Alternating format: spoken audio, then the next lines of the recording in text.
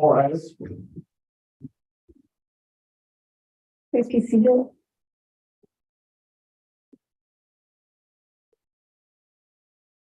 Good afternoon. Welcome to our November 30th, 2022 special session of the Court of Appeals. I am Leslie Isherwood. I'm your presiding judge for today, which basically means I get the glory of keeping this time. I am honored to serve with Judge Gordon Atchison. To my right, he's been on our court since 2010. And to my left is Senior Judge Tim Leahy, who was on the Sedgwick County bench for 26 years prior to retirement. So we have one case on the docket today, and both parties have been afforded 15 minutes aside. I would ask that the appellant spend about 1 minute giving us some factual background for this, for those who may be eventually watching this argument online. While we have read the briefs and a memo in preparation for today, that is not necessarily true for those who are tuning in to see the argument. So that will not count against your time, but if you could please give us a 1 minute overview. And also, if the appellant desires rebuttal time, if they could please request the same when they approach the podium. That being said, I will call the case 124-772 James Zuern versus RND Underground and Kansas Builders Insurance Group and Kansas Workers' Compensation Fund.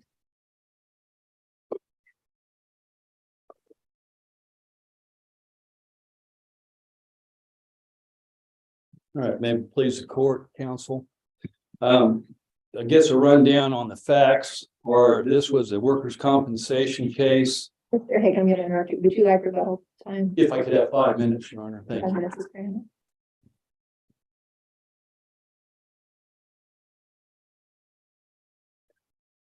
So the case was a workers' compensation case that was filed February 8th of 2016. The case went on for 3 years, and the motion was supposed to be filed on the 8th of February of 2019. It was not filed until February 12th of 2019. The 8th was on a Friday, so Saturday, Sunday, Monday, and it was filed on Tuesday. On March 5th, we had a motion for my motion to extend time to pursue the case. And by that time, actually on the 8th, Green came into play. And that case extended the time from 3 to 5 years if they were pursuing the case actively. So the judge did find that Green applied and that my motion that I had pursued the case, and we continued on. I might mention that also on that March 5th date, I did have the excusable neglect argument as well as Green. So both of those arguments were used at the hearing. March 19th of 19, I was awarded to continue on the case because of Green. And then it wasn't until July 27th of 21, which is about, not quite 2.5 years later, the respondent filed a motion to dismiss the case because the Supreme Court had come down with the new decision. Then we finally had the hearing on November 15th of 21, and Judge Jones ruled that excusable neglect under KSA 60206B1B does not apply. And at that time, then I filed the appeal. The Court of Appeals ruled against me and said that basically that workers' compensation has their own rules and Chapter 60 doesn't apply. In my brief, I have Worsner versus Labor Max, which in the case basically says that judges aren't bound by the technical rules of procedure, and this is dealing with a workers' compensation case, and that Chapter 60 would apply.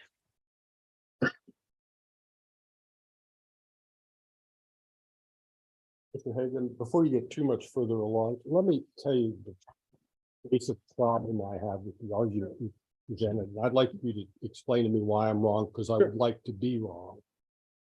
Basically, you're asking us to find that 6206B applies in workers' comp cases. Yes, right? right. Okay. Under 6206A, which governs how you compute time, it says that that provision is to apply in this chapter any local rule, court order, or any statute or administrative rule or regulation that does not specify a time. So it's a very broad application of 6206A. All right, you with me? Kind of. All right. Well, that's what it says in A. Yeah. There's no. Have A in front of me. All right. Well, I do. Take my word for it. Yeah. There is no comparable language in subsection B that extends it outside of the Code of Civil Procedure.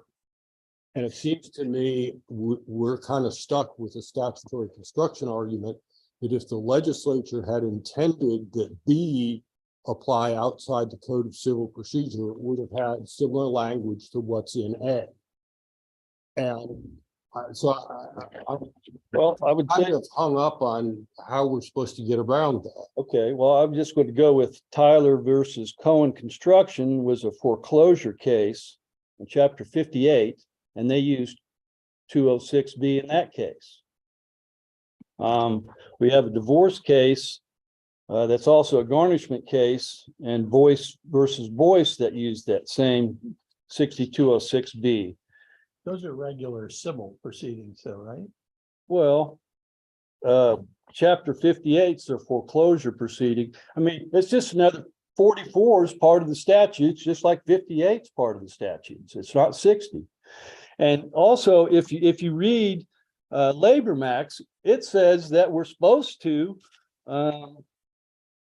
not bound by the technical rules of procedure, and then it goes on to say that they should give parties reasonable opportunity to be heard, present evidence, ensure the employee and employer an expeditious hearing, and act reasonably without partiality. And they're talking about the rules of procedure in chapter 60. So this is a workers' compensation case that says chapter 60 is used. Okay, if you look at Hasn't the Kansas Supreme Court said that we're not supposed to import the Code of Civil Procedure? Well, we're not if there's a conflict. If it says one thing and it says the other. So there's no provision in workers' compensation that allows for any type of excusable neglect. Even in this appeals case here, we had excusable neglect last time because, we didn't have everybody here. So in workers' compensation, there is no excusable neglect anywhere in the statute. Okay. And that's why chapter 60 should be used, because it's different. Well, 206 is not the same. It gives you excusable neglect to extend the time. is there a conflict though? I mean, it's different. Well, I would say that there was the case that was cited to Jones versus Continental, which says that you can't use 206, but that's talking about appeals rules, which are totally separate from chapter 60 rules. Chapter 60 doesn't apply to appeals at all. But in the appeals, if you miss the date on the 30 days, they said, nope, you don't get any more time because you've had 30 days and you've known about it for 30 days. You just had the hearing. I can't explain exactly why the Supreme Court does what they do, but I do know that they applied chapter 60 in workers' compensation cases. There hasn't been a case on 206B that says that you can't use it. And what it does say is that you can't have anything that as the same. If there's a rule in comp and there's a rule in chapter 60 and they're the same, then the comp rule applies. But in this case, it's a whole separate rule. There is no comparable statute in workers' compensation to allow you that time. Now, this is the case that's been filed It's been going on for 3 years. So there's no prejudice to anybody in this case. We want to get to the real crux of the case, what we do in all cases. And I guess to me is you want to know why it applies. And I'm telling you what I think it applies. But I think the bigger question is, why doesn't it apply? It makes too much sense to say comp, okay, boom, you're done because comp says that. Well, we look at these other statutes, even in foreclosure, and they have time limits too. But this expands the time limit, not on appeals, but in regular cases that are going on. I mean, you can't tell me one prejudice that has happened to the respondent. How do you get around glaze? Because glaze says exactly what you just said. It shouldn't. It says, boom, your 3 years is up and you're out of luck. Okay, you're talking about glaze and the 3-year statute. Okay, well, I'll get to that right here, Your Honor. Because my case, if you look at the different cases I've had, I have cases that say in 10 days that's enough time, that 10 days is not too long for excusable neglect. But when we talk about glaze is 54 days later. Knoll is 3.5 months later. Okay, excusable neglect would not work on those cases. 54 days is way too long. I'm talking about 4 days in my case. So they don't directly, it is still a 3-year statute, but you get excusable neglect, which gives me 4 days. And I believe that the statute requires that. I believe that common sense requires it. And if you're trying to get too technical, that comp rules, there's nothing in the comp statute that says, or in any other thing that says 206B doesn't apply, and you get the excusable neglect. Just like you get it when we missed the court hearing here and we set it over because it's excusable neglect. People make a few mistakes, but in glaze or Knoll, they knew about it and they didn't even act on it after they found out that it was going to be held against them. So those two cases, those attorneys just weren't on the ball. As soon as I found out that I had missed my date, I filed my petition that same day, which was Tuesday, which was 4 days earlier.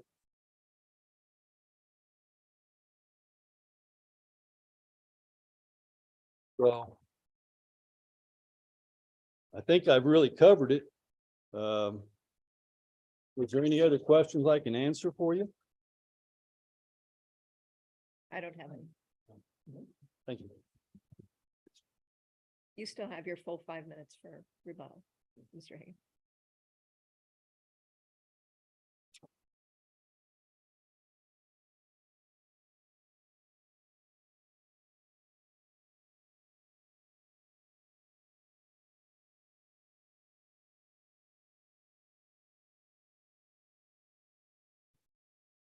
If it please the court, counsel, my name is Ed Heath, and I'm here on behalf of the respondent and insurance carrier in the workers' compensation case, the appellee before the court today, RND Underground, and the workers' compensation carrier, the Kansas Builders Insurance Group.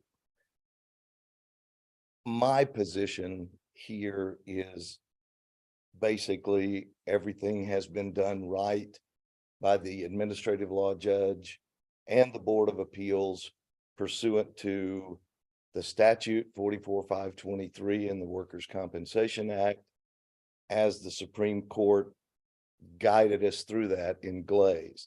Didn't the Supreme Court also tell us in Sander that 6206 just generally with no subsections identified as an exception to the general rule against Code of Civil Procedure being applied in work comp cases? Yes. Yes, the Supreme Court does say that. And when we talk about applying the Code of Civil Procedure to the Workers' Compensation Act, I think the biggest case is Jones. And the language that the Supreme Court uses that we shouldn't add to the Comp Act or borrow from the Code of Civil Procedures. But Jones predates Sanders by 6 years. True, true. The Workers' Compensation Act has always been considered as administrative regulation exclusive unto itself. And the court doesn't go out of its way to add or subtract provisions in the Workers' Compensation Act. Except for 206A for computation, which is applied to the workers' comp. But, and as Mr. Hagan was talking about, that was actually a timing issue and did not involve adding the Code of Civil Procedure provisions on excusable neglect. As Not part of the excusable act. neglect, but it's applying 6206. So if they're going to apply A, why not apply B? Has anything specifically said we can't apply B? Well, I think that Judge Atchison had an excellent point about A and B, that the language is not the same in both of those subsections. And whereas the one contains the language, the other does not. No, because the other just says any act. So is it necessary if it does any act not encompass the list that's provided under subsection A? I don't believe that any act in the Code of Civil Procedure applies to the workers' compensation statutes. And based upon the precedent that has gone on for so long, that if the legislature had intended to put those statutory procedures or the excusable neglect provision in the Workers' Compensation Act, that it would be there. And they have not done that. When the court tracks through 44-523 in the Supreme Court's decisions and talks about the provisions that were added and that were taken away and the timing, there is no provision made for a defense of excusable neglect. Mr. Heath, what's fair about what you're asking us to do today? I think all of the cases that address 44-523 have indicated that it is a difficult statute. And I think you introduced your remarks with, help me find a way to not have to do this. Well, you're not answering my question. You're telling me what's been said. What's fundamentally fair about what you're asking us to do? Because I'd like to do what's fair if I can. Understood. And in this particular case, we have a statute that requires the dismissal of a case if a motion is not filed within a specific period of time. Applying the statute may take us into the realm of what's fair and what's not, but we have to apply the statute as it is written and is there for us to do that. In my opinion, it's more a rule of law situation than it is a case of fundamental fairness. Which seems to me to cut against the ideology of work comp, that it's to ensure compensation for the claim. Understanding that, the law also indicates that the workers' compensation statute will provide provisions in how that law is to be administered. And the legislature chose to include a provision that if a motion was not filed, the case would be dismissed, shall be dismissed. It's a mandatory procedure that the legislature put in under the Workers' Compensation Act. There are other provisions in the act under which a workers' compensation case can be found to be non-compensable, even though the accident occurred at work. There's the prevailing factor test, and I'm sure this panel has seen some of the workers' compensation cases since the changes went in the last 7 years. And That's an interesting argument. It's like it's fundamentally unfair in a whole bunch of places, so we should continue that with this one. well, no, it's that the statute may eliminate cases, but that is the action of the statute. It's neither fair nor unfair it's the, it's the law. And that's where we are, I believe, in this case, when this panel addresses what the Board of Appeals did, and we're looking at the Kansas Judicial Review Act, then we are determining if the board misapplied the law. And if the law is 44-523, the motion was not filed within the 3 years, and that's the result of the motion not being filed. So the board did not err in applying the law, particularly with the guidance that the Supreme Court gave us in Glaze. That's one of my favorite cases, by the way. I kind of got that feeling. And then when we get through looking at how the Supreme Court has told us to administer 44-523, we look at whether we want to reach into the Code of Civil Procedure and graft those procedures into the Workers' Compensation Act. And the case law and the precedent, it really cuts against that as well. So the board looked at that. And the question is, would the board have had the authority to adopt the civil procedure statute into the Workers' Compensation Act? I don't think they even would have had that authority. So if this panel examines the agency action, which is the board said, we don't have the authority to do that and we're not going to do it, then the board acted correctly. And under the Judicial Review Act, that may be how the panel just decides this. The board interpreted 44-523 the way the Supreme Court has guided us.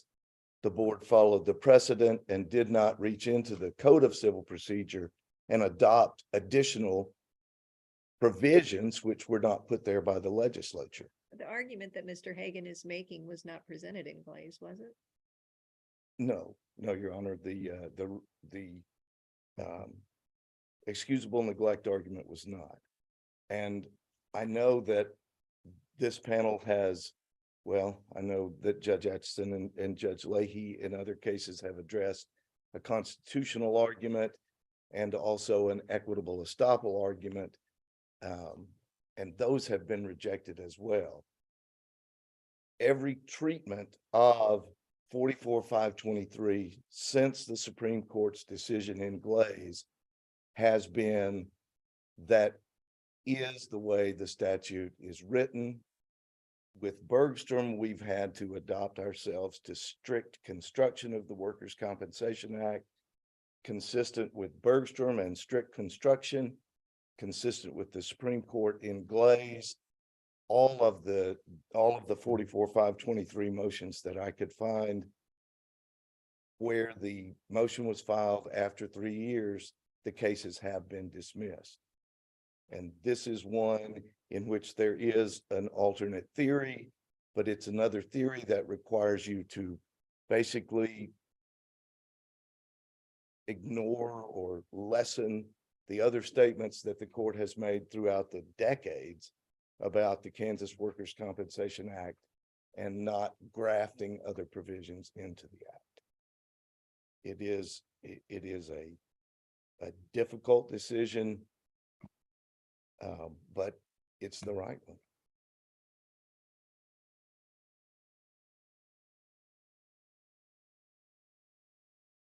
And that's basically what I put in my brief. 44-523, the board did it right, not adopting excusable neglect into the Workers' Compensation Act. I think the board did that consistent with statutory and case law, and I think they even said that in their decision. I would ask that this court affirm the decision of the board.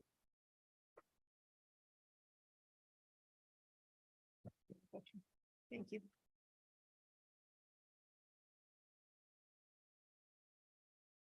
Mr. Hagan, you have 5 minutes remaining. Thank you, Your Honor. I don't know that I'll need all that, but I would say that